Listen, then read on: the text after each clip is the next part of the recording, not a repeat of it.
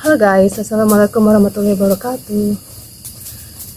Selamat datang kembali di Pawon Mistis bersama gua Misri. Kali ini gua akan share suatu cerita yang masih berhubungan dengan kantor gua ya guys. Ini masih untuk baru-baru ini cerita gua masih seputaran kantor gua. Nah, cerita gua ini tentang tetangga kantor gua. Di sebelah kantor gua itu gini ceritanya guys. Di sebelah kantor gua itu ada salon. Sebut aja lah salon Barbie ya, salon Barbie. Gue samarin namanya. Si Barbie ini itu transgender. Tapi dia paling suka dipanggil Jeng. Bukan Jeng ya, dia dipanggil Empok. Gue ingat banget tuh dia. Dia paling suka dipanggil Empok. Jadi dia tuh ngebahasain dirinya Empok. Nah, si Barbie ini orangnya agak tertutup guys, agak tertutup. Kan biasanya kalau setahu gue kenal transgender itu mereka ya ceria gimana ya. Tapi kalau si Barbie ini orangnya agak tertutup dan agak pendiam. Tapi ya dia baik guys, baik banget. Gue kalau ada apa-apa, gue misal gue di kantor gue lampunya lagi mati, nggak punya air untuk wudhu ya, untuk sholat, gue larinya ke salon dia. Salonnya termasuk salon besar waktu itu, dia berhasil lah dia bikin salonnya. Jadi gue kadang-kadang, Pok, gue numpang wudhu ya. Iya mbak gitu. Pok, gue pokoknya apa-apa gue numpang kamar mandi, pakai aja mbak, masuk aja gitu. Dia baik banget orangnya, nggak hitung-hitungan gitu loh. Nah, tapi orangnya emang nggak banyak cakap, orangnya agak pendiam. Nah, suatu hari nih gue berangkat ke kantor gue. Nah, gue itu setiap siang pasti ngeliat dia di depan tempat kerja gue. Kan banyak angkringan gitu guys. Ada yang jual somai, ada yang jual martabak, ada yang jual es campur, es teh, pokoknya banyak angkringan. Nah, betah lah kita di situ. Jadi kalau gue ingat, kalau udah jam 1 apa jam 2 gitu, kita biasanya pada keluar, pada minum apa dulu, relax. Nah, gue sering banget ngeliat si Empok itu beli somai. Ya dia kalau ngelihat kita dia paling senyum. Dia tuh jarang bicara gitu, jarang ngomong. Nah, pada siang itu gue berangkat kerja. Kebetulan gue nggak ngajar pagi, gue ngajar jam habis zuhur ya. Gue waktu itu bawa motor, terus datanglah gue ke kantor gue. Dari kejauhan gue itu ngelihat kok depan kantor gue itu, di depan salon Barbie itu kok rame orang ya. Kok rame amat orang ini, ada apa ini gitu kan. Banyak orang bergerombol gitu, termasuk mereka berdiri di depan kantor gue. Ya ada apa ya? Akhirnya gue parkir lah di depan kantor gue. Gue tanya, ada apa sih kok rame-rame? Terus teman-teman gue pada bilang, si Barbie dibunuh. Wih, kaget lah gue ya. Yang benar kata gue. Iya, lari ke pelataran si Barbie itu. Gue lihat, ya ampun, gue lihat sorry guys, gue lihat mayatnya itu lah udah dibungkus pakai pembungkus polisi itu lah, yang warna orange ya, udah dimasukin ke situ mayatnya. Tapi gue nggak sempet lihat mukanya, enggak ya. Gue sedih juga ya, shock ya ngedengar beritanya, kok si Barbie dibunuh, kenapa gitu. Kata teman-teman gue sih ya, namanya dia punya masalah dengan pacarnya ya, dengan pacarnya ini lelaki yang memang lelaki gagah gitu loh, memang bener lelaki gagah gitu loh. Nah, mereka ini udah pacaran udah lama, terus mereka punya masalah, ributlah mereka, jadi berakhirnya tragis guys, nasibnya tragis emang. Nah, berakhir di tangan si pacar ini. Nah, pas itu gue lagi, kan tuh polisi rame tuh, masih ngurusin mayat dia. Datanglah temen gue, si Birin namanya, Birin lah ya, naik motor dia datang, tak. Si Birin ini orangnya ceria, dia orangnya ramah, supel, ceria gitu kan. Dia suka goda-godain, pok gitu. Dia suka goda-godain gitu kan, orangnya ramah, dia supel gitu kan. Datanglah dia naik motor, terus dia cengar-cengir. Gue lihat si Birin di atas motor senyum. Terus dia parkir, dia bingung juga, kenapa, ada apa sih kata dia. Santai dia bawaannya. Ada apa sih kata dia. Ada apa kok rame-rame kata dia. Si Barbie dibunuh. Wah kata dia, yang benar. Iya, sumpah lu ya katanya. Gua ini barusan lewat lewat ini ngeliat dia, kata dia. Orang dia dibunuh itu tuh mayatnya tuh, kata gua gitu kan. Gua itu ngeliat dia tuh berdiri di depan, ya itu ada mayat. Emang gua pikir mayat itu siapa itu dibunuh. Dianya gua lihat berdiri di samping mayat dia. Ini kan ini mayat dia tuh dibungkus orange, tempat orange itu dibungkus mayat dia. Terus Barbie-nya berdiri di samping mayatnya. Tapi posisi dia ngeliatin Birin itu sambil senyum-senyum nyeringai gitu lah kayak. Tapi emang senyumnya aneh, senyum kayak senyum sedih, kayak senyum biasa dia lah ya. Terus ya dia langsung merinding lah. Ih, jadi siapa yang senyum tadi, kata dia gitu. Ya iya itulah orang si Barbie yang dibunuh, kata gua gitu kan. Jadi dia ketakutan guys dari situlah. Orang dia di motor itu di samping mayat Barbie itu, Barbie-nya natap dia senyum gitu, senyum ke dia kayak kalau ngomong mah, halo Birin, apa kabar Birin gitu. Kali nyapa ya. Tapi dia cuma senyum ngeliatin si Birin, tapi berdiri di samping mayat dia gitu loh. Tapi itulah ya guys ya.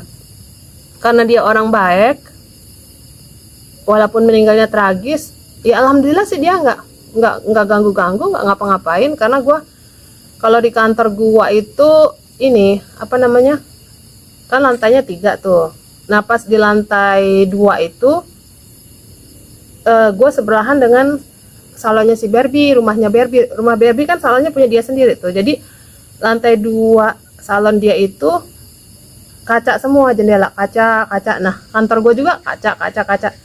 Jadi kalau gue jalan di kantor gue di gang-gang itu kan, ini gang-gang, ini kelas di gangnya itu tatap sampingan dengan gangnya si salonnya si Barbie. Cuman gedung kita itu cuman dibatasin jalan setapak yang cukup untuk motor aja. Jadi kan kalau lu jalan terus lu ngeliat gini ya, yang lu lihat tempatnya si Barbie, ya kamarnya si Barbie, ya foto-fotonya ya. Semasa dia hidup sih kalau gue jalan, gue sering lihat dia duduk, makan, nonton TV, ya kelihatan orang dia nggak masang tirai. Kita juga nggak ada tirainya. Jadi gue kalau kelihatan, gue paling senyum, dia juga senyum gitu. Orangnya sopan dia tuh. Terus sejak dia meninggal itu horor juga gue kalau lewat lantai atas gue nggak mau gue nengok ini lagi, kecuali ada temen gue mau gue nengok ini. Kalau sendirian gue ya tok. Jadi setelah dia meninggal kita nggak ada yang nggak ada yang benar-benar mau naik ke lantai 2 gitu loh. Kalau apalagi habis maghrib itu nggak ada yang mau. Nah itulah cerita tentang si Barbie, Mpok Barbie. Orangnya baik, makanya pas dia meninggal kita nggak ada yang takut gitu loh. Kalau gue pribadi ya guys ya, kalau gue kenal orang terus semasa hidupnya orang itu baik, perilakunya baik, gue nggak takut, gue nggak ada rasa gimana gitu, nggak. Tapi kalau gue kenal orang terus semasa hidup dia tuh jahat, ada sedikit gimana ya, gue nggak nyaman gitu. Gue pun kalau misalkan ngelayat ke tempat orang gitu, orang itu jahat, gue nggak mau buka, gue nggak mau lihat mayatnya, gue nggak mau. Tapi kalau orang itu baik, maupun dia kecelakaan amit-amit kayak kenapa yang meninggalnya tragis, gue berani, gue mau buka mayatnya, gue mau buka. Itulah itu guys, kejadian tentang si Barbie. Gue pernah, ini cerita kedua nih ya, gue pernah kenal tetangga gue itu namanya, ya gue sebut aja Bonbon, nama samaran gue pakai. Ya gue sih nggak begitu kenal dia ya, beda gang, gue nggak begitu kenal dia. Nah ini nih di daerah gue nih, beda gang, namanya gue panggil aja Bonbon. Nah waktu itu kejadiannya dia meninggal kecelakaan. Terus gue dapet kabar lah, gue nggak begitu kenal dia sih, tapi namanya tetangga ya, gue tetap bertakziah ya, gue ngelayat ke rumah dia. Nah gue tuh punya kebiasaan kalau ngelayat, gue sukanya ngelihat mayatnya kayak mana terakhir kali gitu. Tapi untuk orang-orang yang baik aja lah ya, kalau orang yang nggak ini gue nggak mau buka. Nah si Bonbon ini, gue ngerasa dia ini anak muda, masih muda ya, paling umurnya 17 tahun kali ya, apa 18 tahun, masih muda kok. Itu anaknya itu gue rasa dia anak baik gitu, walaupun gue nggak begitu kenal dia kan. Terus gue masuk ngelayat, gue bukalah penutupnya, gue lihat mukanya, kasihan juga ya mukanya, biru-biru gitu loh, dia kecelakaan motor, biru-biru, sedih sih gue, walaupun gue gak kenal, gue sedih. Tapi yang gue rasa anak ini anak baik, makanya gue mau ngebuka gitu loh. Nah itu nih, pas di saat itu di kampung gue itu musim orang meninggal, delalahnya loh. Jadi orang yang meninggal itu beruntun loh guys. Itu dalam waktu sebulan lah ya, setengah bulan itu ada kali 5 apa 6 orang meninggal beruntun gitu loh. Jadi gue ini bingung kok banyak orang meninggal gitu, cuman gue ngebatin. Nah pas gue di rumah si Bonbon itu ngelayatin si Bonbon, keluarlah gue dari pintunya, kan si Bonbon kan ninggalnya mendadak kan. Jadi gue keluar dari pintu rumah dia, gue ngomong gini sama temen gue, kan ngelayatnya bareng temen-temen gue tuh ramean. Gue bilang gini, ya elah ya Allah kata gue, kok banyak sih musim orang meninggal sih sekarang ya. Udah di kampung kita udah 5 orang lo meninggal, ini dalam nggak ada sebulan, gue bilang gitu. Besok siapa lagi lah yang meninggal, gue ngomong gitu guys. Besok siapa lagi lah yang meninggal. Nah udah ya gue pulang nih, nggak taunya besoknya meninggal kakak gue kandung gue yang meninggal tuh. Makanya gue kalau ingat kejadian itu tuh gue bener-bener apa ya, metik pelajaran loh. Jadi dari ucapan kita tuh, apalagi di tempat orang yang terkena musibah ya, kita tuh harus bener-bener nutup mulut, jangan ngucap. Kalau bisa jangan ngucap apa-apa, udah dalam hati jangan ngucap. Apalagi ucapan yang kayak gue tadi itu ya kan, itu kurang apa ya ucapan itu juga. Gue kayak orang yang ngomong biasa sih, gue nggak ada tendensi apa-apa, cuman gue ngucap di depan pintu dia, aduh banyak amat sih yang meninggal ya, besok siapa lagi lah yang meninggal. Ih beneran guys, besoknya kakak gue yang meninggal coba. Nah itulah ya, dari situ tuh gue memetik pelajaran. Gue kalau lagi layat tempat orang yang berduka, gue selalu nggak mau ngomong macem-macem gitu loh, karena ngomongan kita tuh kesamber kejadian akhirnya. Nah itu cerita kedua tentang apa namanya, tetangga gue yang meninggalnya tragis karena kecelakaan. Kalau yang pertama kan tentang si Empok Barbie meninggal tragis karena dibunuh orang gitu loh. Nah kembali lagi ke kantor gue guys, cerita di kantor gue. Nah setelah kejadian Empok Barbie itu ya kita sholat, oh ya bareng-bareng ngumpul-ngumpul gitu kan. Tadinya kan kalau sholat mau sholat sendiri aja. Kalau sejak kejadian itu kita berapa orang sholat. Nah udahlah ya. Nah di kantor itu gue pernah juga punya pengalaman yang di lantai 3. Di lantai 3 bukan lantai 2. Lantai 3 itu gue ngajar. Di lantai 3 itu ada 1, 2, 3 kelas guys. 3 kelas. Terus temen gue tuh ngajar di kelas nomor 1. Jadi kan kalau ada orang ngajar di kelas nomor 2, nomor 3, kalau mau pulang ngelewatin kelas gua kan otomatis karena kelas gua kan kaca, jadi kelihatan ada kaca, jendelanya gede banget tuh. Nah di saat itu tuh udah mau maghrib. Nah gua ngajar, gua udah mau selesai, mau nutup kelas, gua lihat temen gua lewat, tok, namanya sebut aja Rika ya, namanya si Rika. Jalan dia tok, terus dia ngeliat gua nyengir ngeliat gua di kaca gitu nyengir. Ih si Rika kata gua, emang dia ada kelas tah? Nah udah gitu udah turun gua. Gua lihat tuh si Rika pakai baju coklat, pakai kerudung putih. Turun dia. Gua lihat dia turun ngelewatin kelas gua. Nah pas kita semua udah pada turun di lantai, di ruangan kaca yang di bawah, kan pada ngumpul-ngumpul, kita di ruangan kaca itu sebelahnya ada kursi-kursi juga, kita pada duduk di situ. Nah pada duduk di situ ngobrol lah, minum kopi, apa makan makanan cemilan sambil ngobrol, gimana kelas lo, gini biasalah ya, kita suka curhat sebentar sebelum sholat gitu.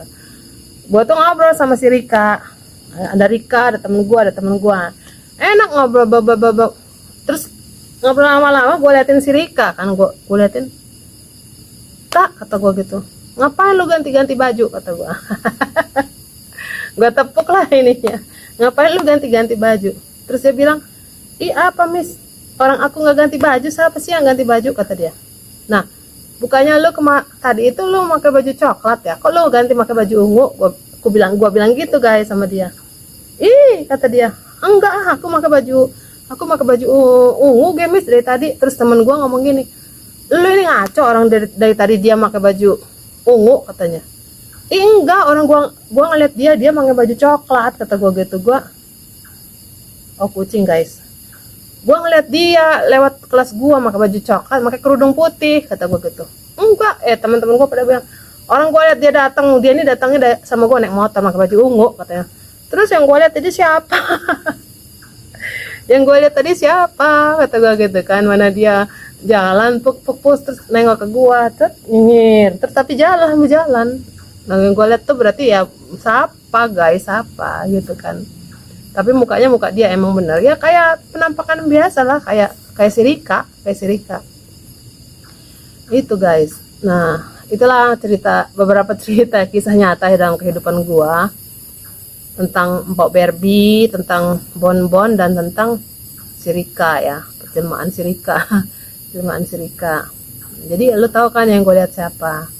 Nah jadi intinya gini, dalam kehidupan kita itu ada makhluk Allah yang lain gitu. Jadi ya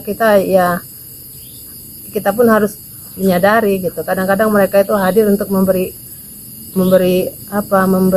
clue ya, memberi simbol-simbol atau ini memberi tanda-tanda kadang-kadang ya, kayak kadang-kadang juga datang untuk ngejutin apa gitu. Tinggal tergantung kitanya aja sih, tergantung kitanya gimana menyikapinya. Oke guys, gua rasa itu aja cerita gua malam ini. Mudah-mudahan lo semua seneng dengar cerita gua, and please subscribe YouTube gua. Ada 3 tuh di situ guys. Lo lihat aja di descriptionnya, ada 4 malah nih. Tolong subscribe semua ya, dukung gua. Gua makasih banyak atas dukungan kalian semua. I love you guys. Bye bye. Wassalamualaikum warahmatullahi wabarakatuh.